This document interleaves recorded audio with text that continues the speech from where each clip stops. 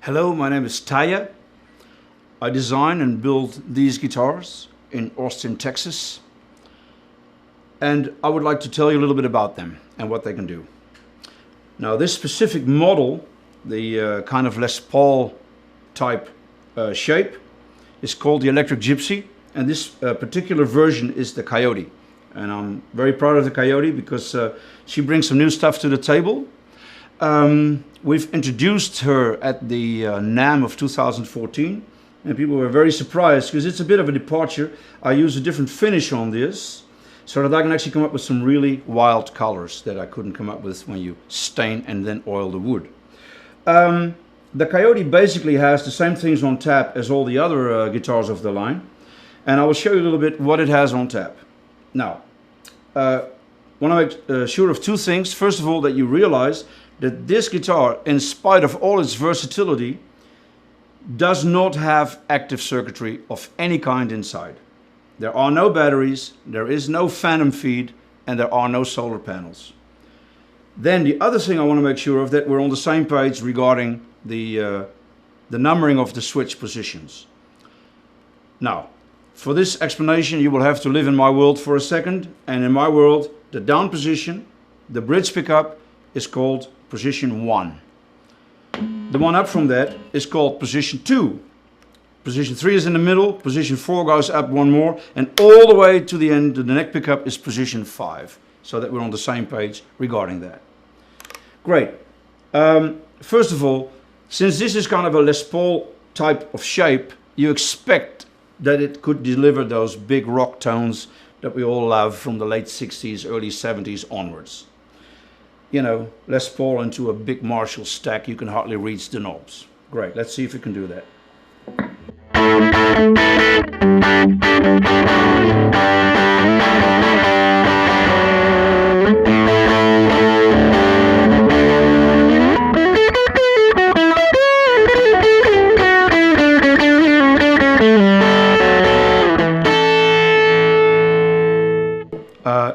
I think it can.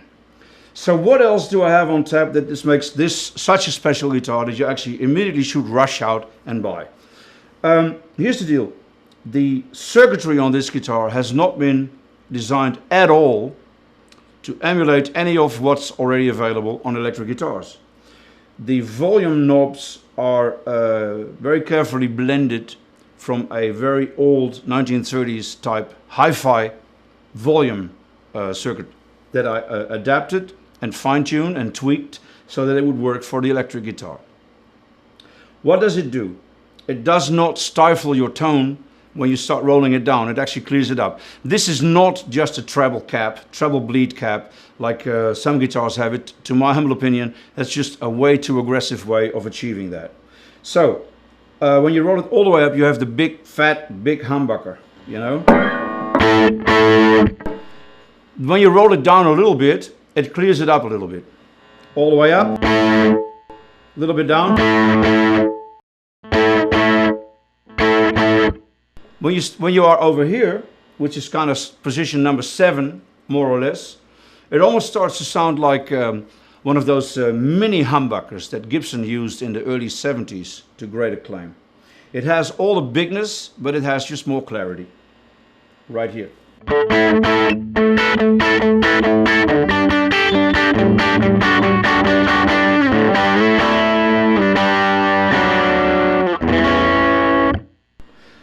When you roll it down even further, you just keep clearing up the guitar signal.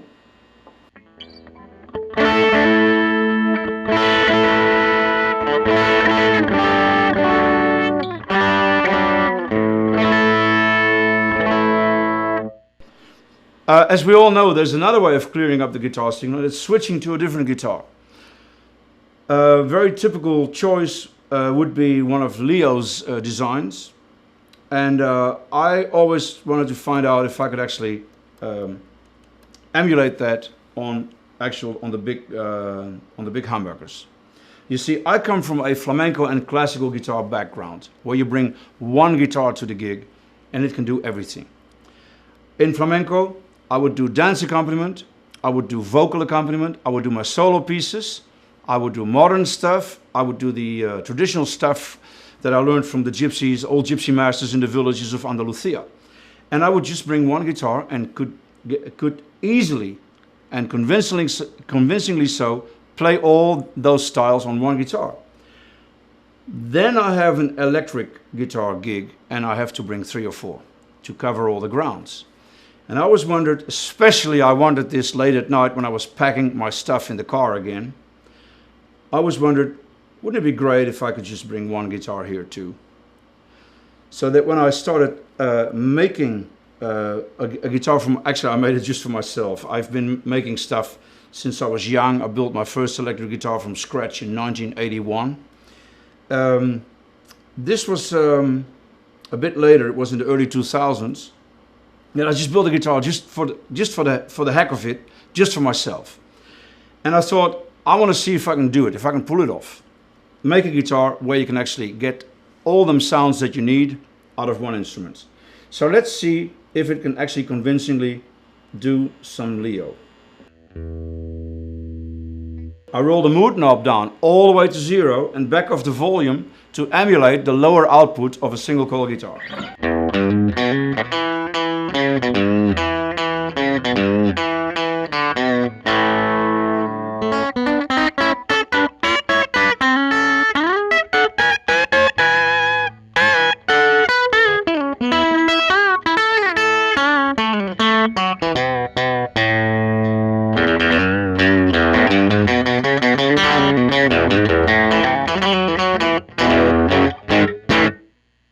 See, and that's, to me, convincingly enough to actually use it in a recording studio.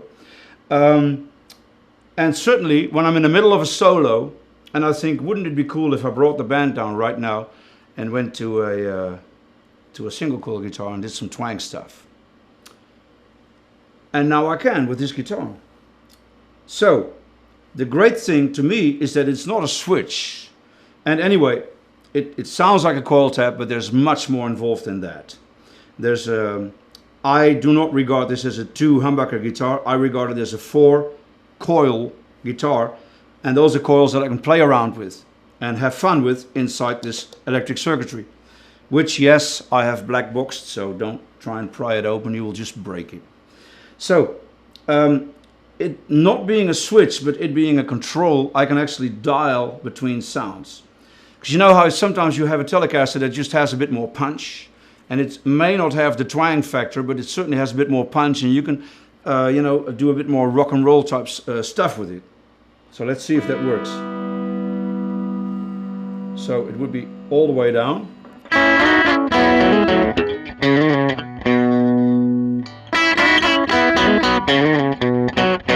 Like really twangy. Bring up your mood knob a little bit.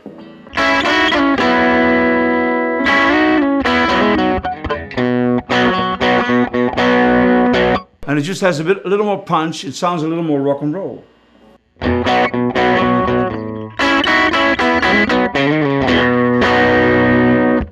And you can flavor it.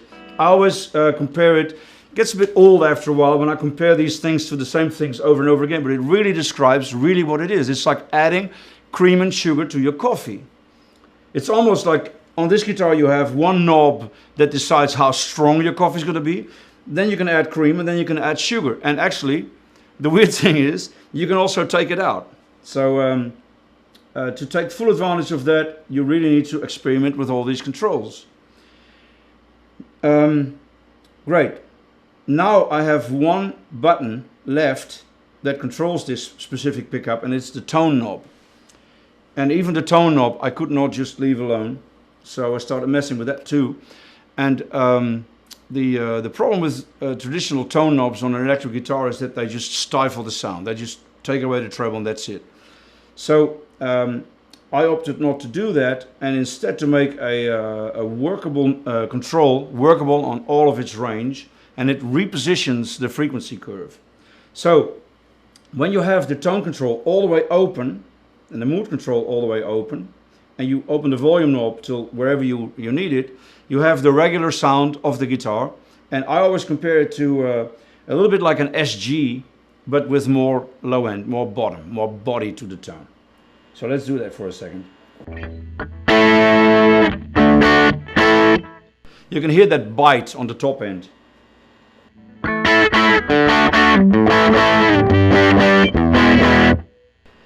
So what if I rolled the tone knob down to about 7?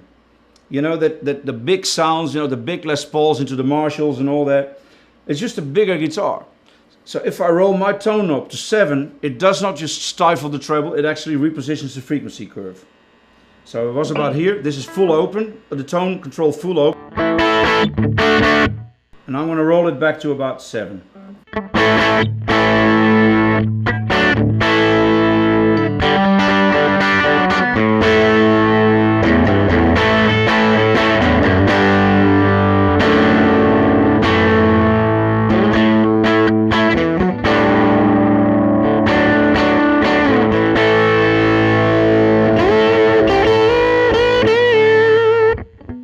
You simply remove a little bit of that bite and you add more bigness to the tone just by rolling the tone control down.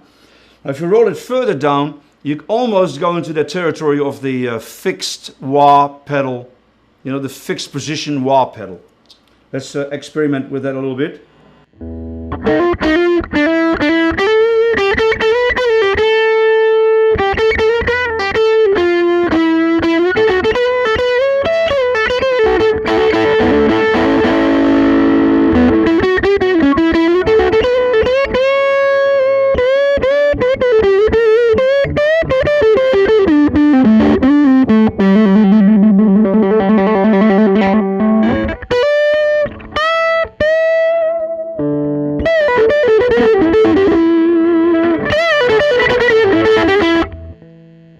See, to my humble opinion, it's just a little more useful than your regular tone control on the guitar.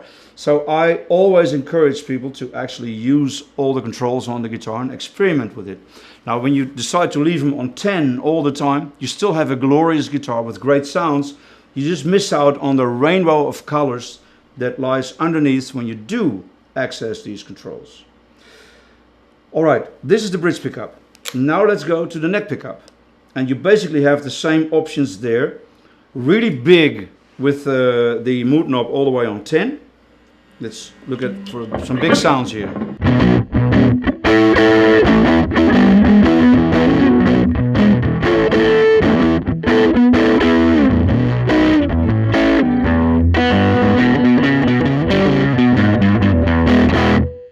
Roll it down, clear it up.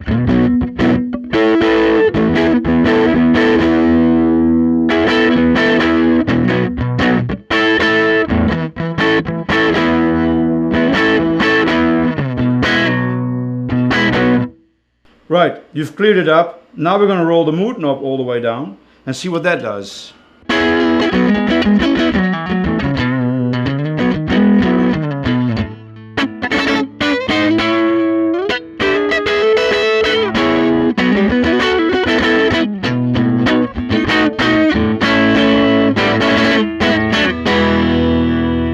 And again, when you roll the mood knob all the way down, it almost takes it into Leo territory. So that's very useful there. Let's see what how it reacts to the tone control. I'm going to go with the mood knob all the way to 10 again to have maximum output. Volume also, I'm going to roll up all the way to max. And I'm going to roll the tone knob down and see what it does. This is open.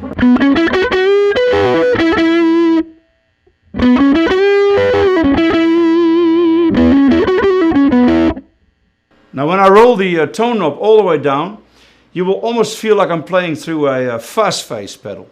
And again, there is no fuzz face in here, there are no batteries in here, no circuitry other than passive. So, tone knob all the way down, volume all the way up.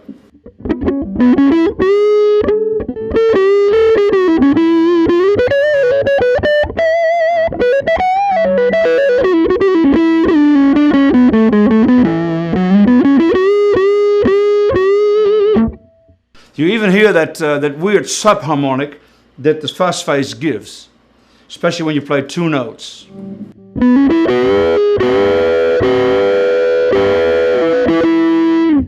It is just how you hit the first preamp stage of your amplifier that it actually does that. Basically, it's not really different from how the fuzz face handles the signal. It's just however you you position these controls that you hit the preamp different. Okay. Now, when you have the guitar, the switch on the guitar in the middle position, like on a Les Paul, you have both pickups now going additive in parallel. So what you're doing is you have the more nasal sound of the bridge pickup and the slightly warmer sound of the neck pickup, and now you add them to each other.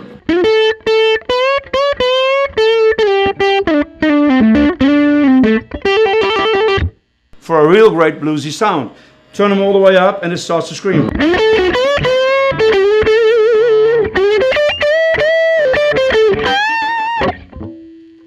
Turn them down a little bit. Turn the mood knob down. It's almost like you're playing a different guitar.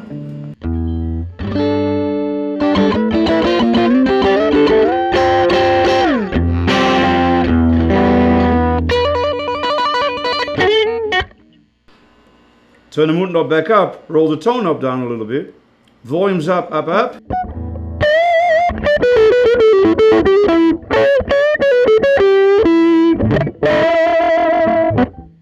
And like I said, all of this is adding one pickup to the other on this position number 3. So the next position, and I call that the second position of the switch, when you come from the middle position, you notch it 1 up. So that to me is the second position, so not that we are talking about the same thing.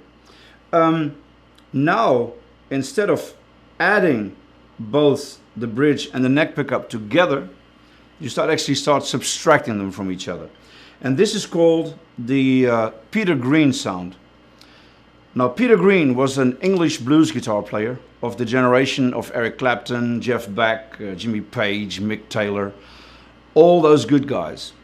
And he actually replaced Eric Clapton in John Mayall's Blues Breakers, which was a British blues band. And I think this was in 1967. And in 68 he was touring with them in the United States. And Peter Green's neck pickup went dead. So he took his guitar to a repair center and they fixed his neck pickup, took it apart, fixed the problem and put it all back together. And when they put it all back together, they put the magnet in upside down. I don't know if you've ever taken one apart, one of these, but you can't really tell unless you have like some kind of a magnetism measuring device which way it's going in. So they did it the wrong way around. Now, all by itself, this gave no problem. It doesn't really matter that much if a downstroke on the strings pushes the speaker forward or pulls it backward, as long as it's all done in harmony with each other. Now imagine that you have 2 correctly wired pickups and you switch them on together, like in the middle position of the switch. Both these pickups, when you hit the strings, you know, when the string moves downward, both these pickups push the speaker forward in a slightly different way. So you get that rich, you know, both trebly and more mellow sound. You get it all combined. Now imagine that there is something wrong and that while this pickup is pushing the speaker forward, this pickup is pulling it backwards at the same time. You actually do not add up the signals, you are subtracting them from each other. And the result of that is a fairly nasal tone. So here's it. This is additive and this is subtracting.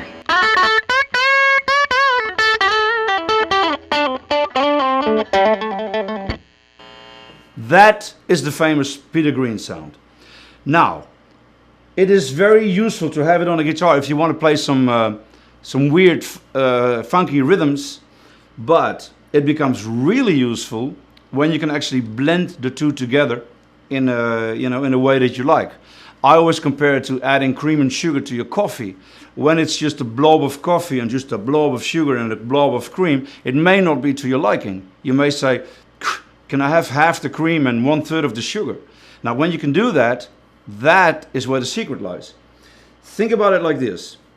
If you have a regular, and by regular I mean 99.9% of all electric guitars that I've ever had in my hands, when you have a 2 pickup guitar with 2 volume controls, and you have the pickup selector so that both pickups are on, when you turn down one pickup all the way to 0, you actually short out the guitar.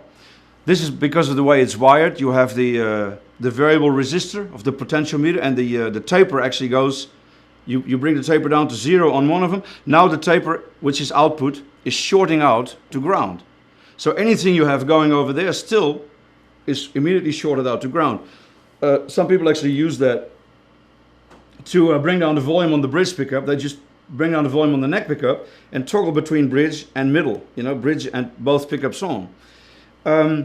With this way, like I say, it's a 1930s hi-fi way of doing things that I tweaked and frittered with. I just never leave it alone, any design really. So this is almost like bringing up the pickups on separate channels of a mixing desk. What you do to one fader and one channel does not affect at all what is going on the other channel. So listen, I shall first demonstrate this on, not out of phase, just normal connected neck and bridge pickup. I will bring one pickup all the way down while I play, and you will hear that the other doesn't go there.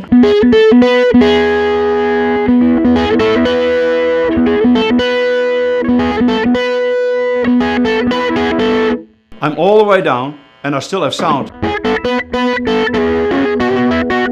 You will hear that this is actually just the bridge pickup on. Listen. It's the same sound. I go back to having both of them on. I'm actually now going to out of phase, Peter Green sound. And I will roll up the neck pickup and have the neck pickup on, and I will bring up the bridge pickup until I say, this is where I want it.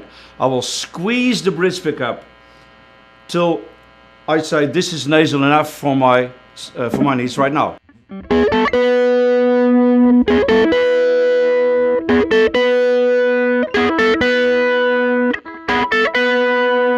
And now it's already a bit too nasal for me, so I bring it down. It's kind of the coffee where you can actually take the cream out.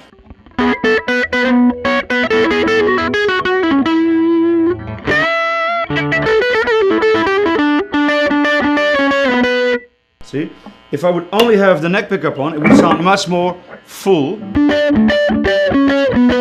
And maybe I just want to take some of that fullness out, and I just dial it in, This is the same sound, neck pickup only. And I bring up the bridge pickup out of phase. Start removing that fullness until I'm strangling it. Now bring down the other. Or bring them down and vary.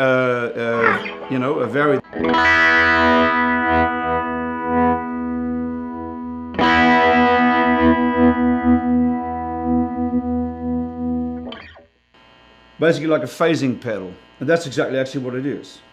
So this is the Peter Green sound, which becomes really interesting, to my humble opinion, when you actually dial down the mood knob. Have the tone all the way up, mood knob all the way to 0. Have your volumes maybe, let's find out where we want them.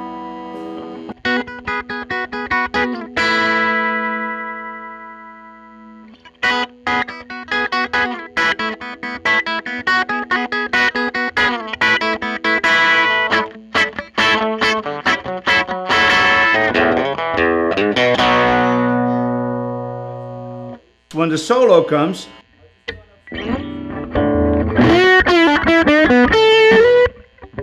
I don't need to stamp on pedals or anything. I just roll the volumes up. This is for the Peter Green sound, which represents the number 2 position on the switch. Now the only position we haven't had yet is the number 4, which is right next to the bridge or the treble position on the switch. So it's the one next to down. Some people call this position 2nd position, some people call it 4th position. I happen to call it the 4th position. So just making sure that we are on the same page as far as numerology goes. What it does on the 2 pickup guitar, and I will show you in a minute on the 3 pickup guitar, it does something else. But on the 2 pickup guitar, now you have this bridge pickup on all the way up, and you have a tapped neck pickup. And it gives you slightly a stratty feel. Volume's up not too far, of course. I mean, Strat is not...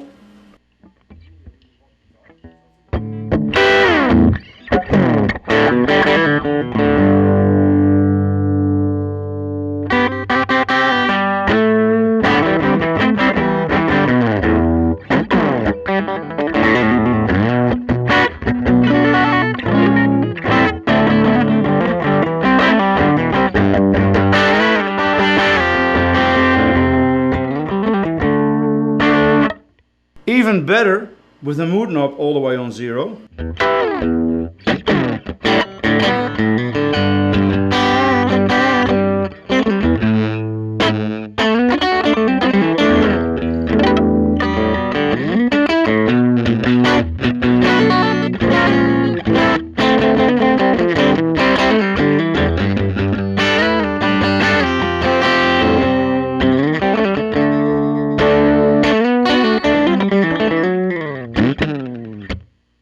And that's it for position, the second position of the switch.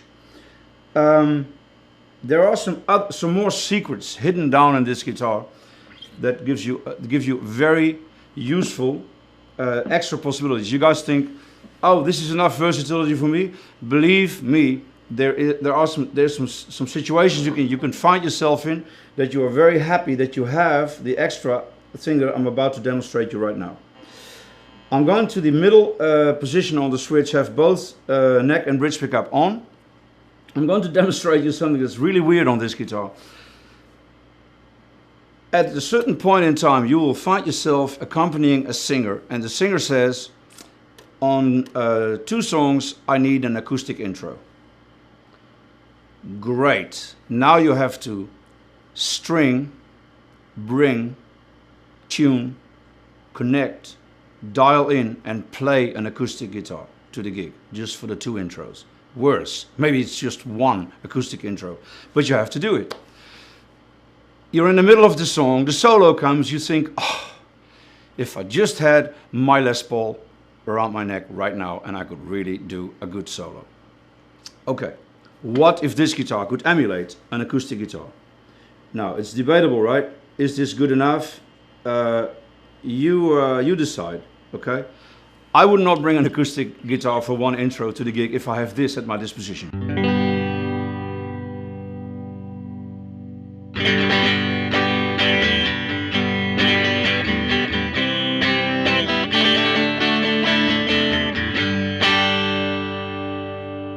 You can tweak those knobs.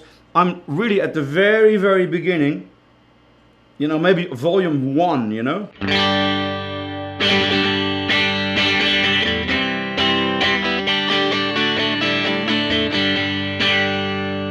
Now I come to the solo, all I do is twist open these 2 knobs, and guess what?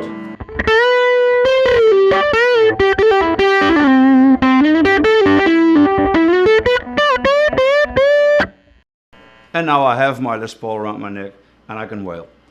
Thank you very much for your attention. I hope you enjoyed it, and I hope you enjoy my guitars.